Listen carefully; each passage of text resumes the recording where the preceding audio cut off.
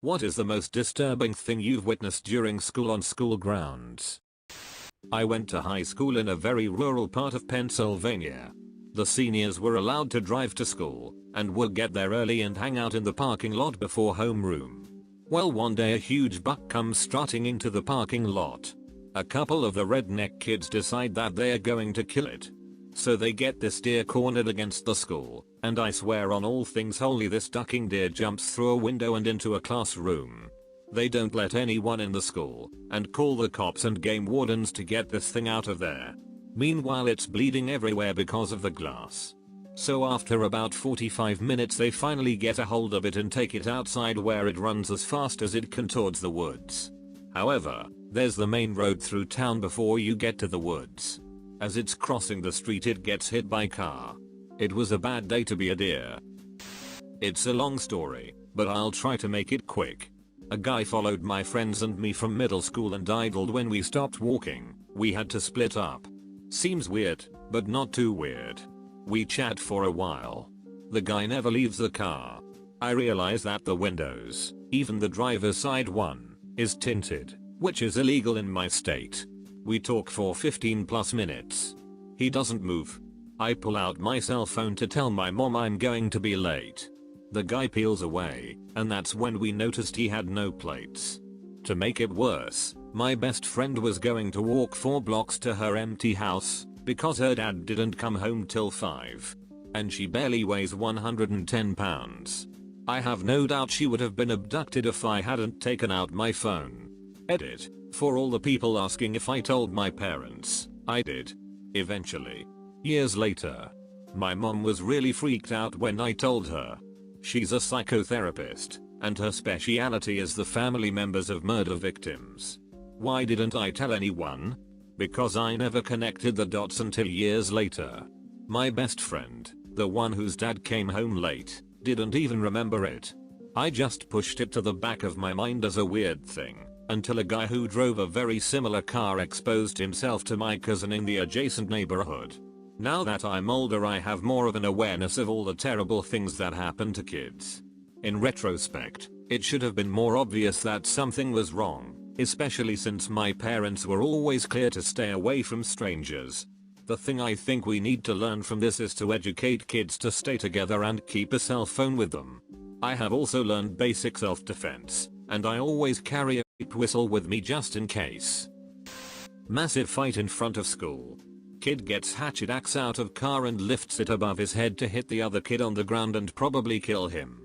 Principal takes axe out of kid's hand and knocks him with the butt end of the axe, basically saving the other kid's life. This happened in 1988, and that guy is still principal. He was in his early 30s back then. 2 girls get into a fight in the cafeteria. Shit goes down.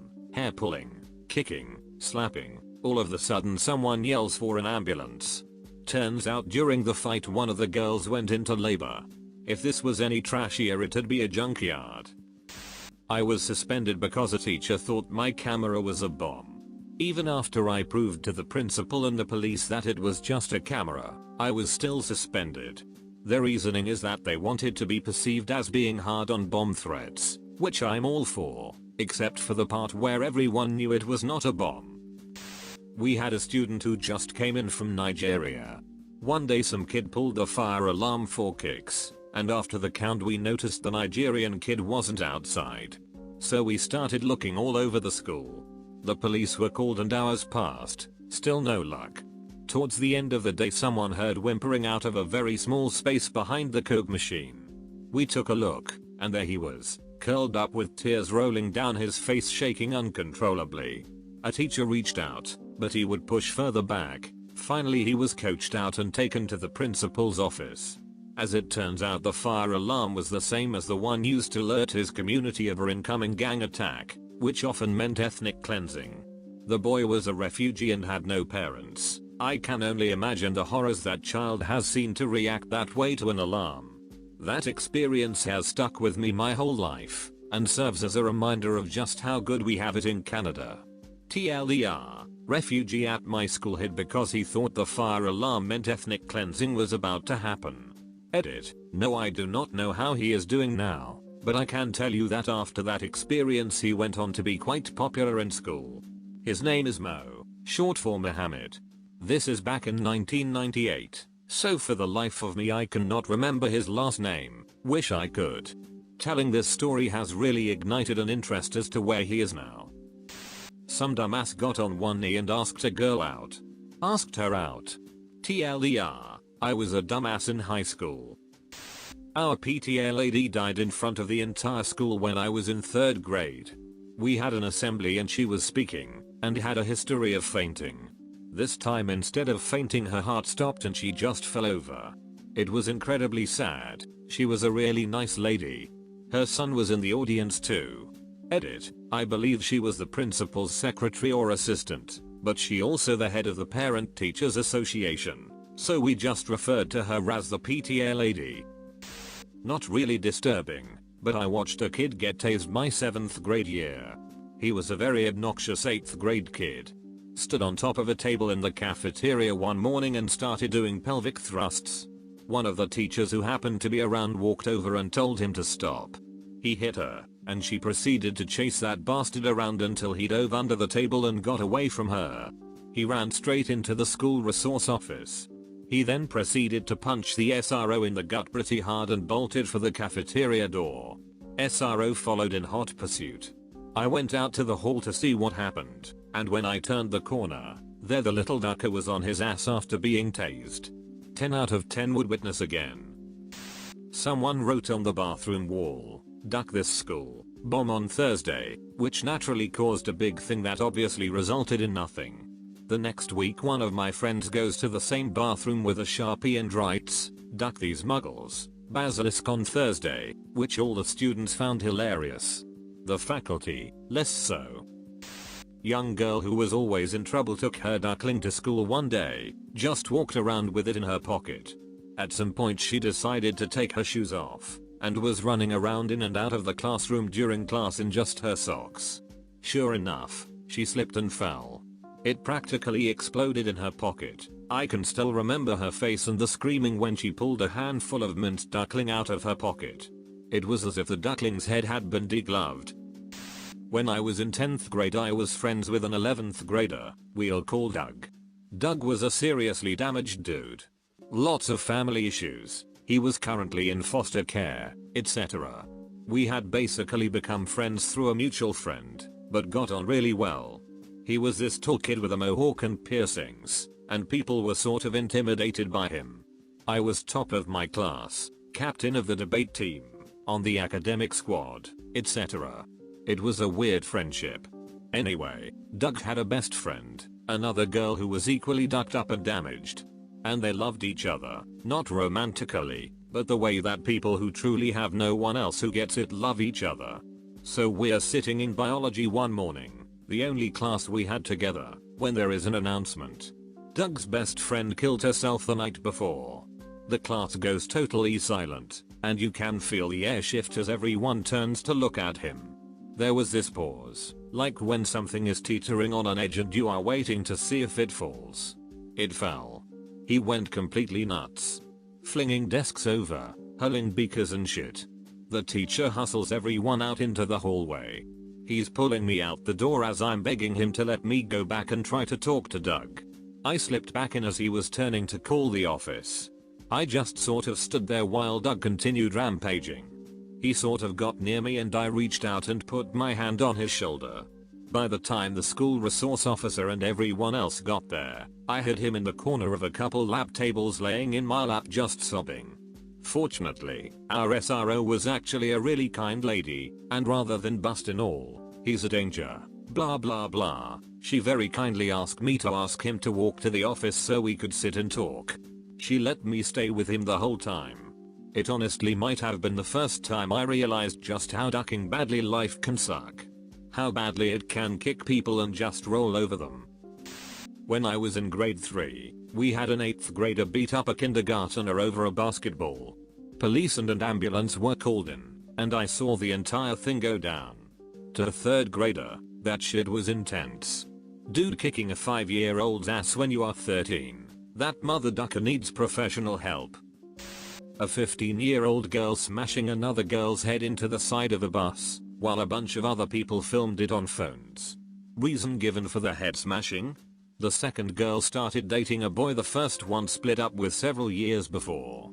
Edit, since it's been brought up a lot, yes, the first girl and the boy started dating when they were 12 or so, and it only lasted a couple of months at most. This isn't uncommon where I grew up. World star. A girl at my school was giving a dude a blowjob in one of the bathrooms at my school. She started having a seizure, and the guy wasn't sure what to do, so he just went back to class and left her there. Someone eventually found her and they called security. Not sure what ended up happening to the girl. There were always rumors that one of the art teachers in my school was a pedophile.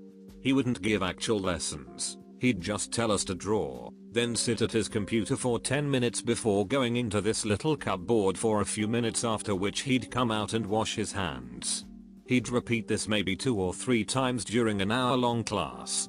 I always just assumed the rumors were exactly that, until one morning we went into school and the police had cordoned off the entire art department.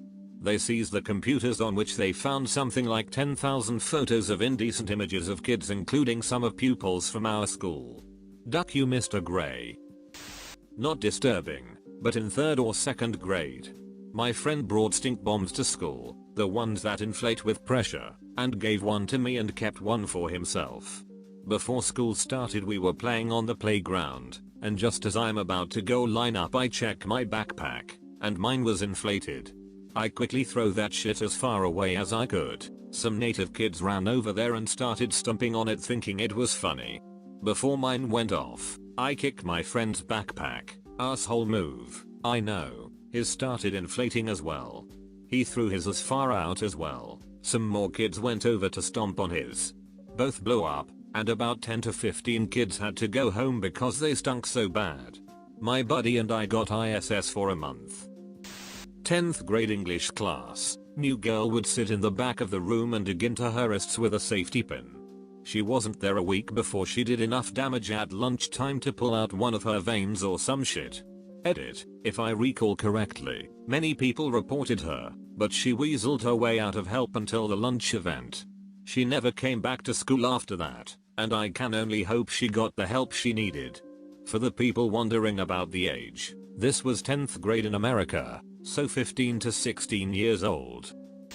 In our school we had these huge fences that were spiked at the top. Our 11-year climbed to the top of them and everyone gathered round the bottom while he shouted about how great he was. Then the teacher came over and told him to get down, and as he was about to, he slipped and his ring got caught on one of the spikes. They were thin spikes. He fell down and survived the fall, but his ring had ripped off all the flesh from his finger, and everyone could see it all hanging at the top of the fence. A girl in my grade, apparently purposely, OD'd on some pills in the 2nd floor bathroom. It was during 2nd period, and for some reason the bathroom nearest to my class, where I usually went, was closed, so I walked a ways down the hall to the next closest one.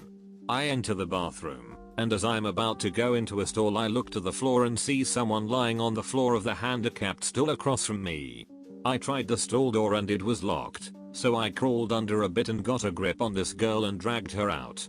Checked to see if she was breathing, and from what I could tell she wasn't.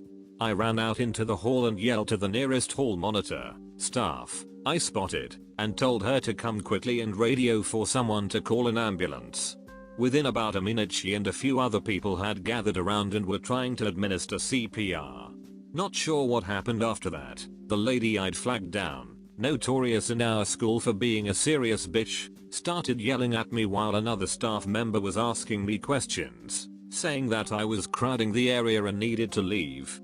I never saw the girl again, but apparently she lived, which is good. Also I saw my middle school principal get punched in the face, kids being breathalyzed at multiple high school functions, and my sister saw a pig that was let loose in the school as part of senior prank have a heart attack and die. Edit, so I see breathalyzers are a school staple these days. Delightful.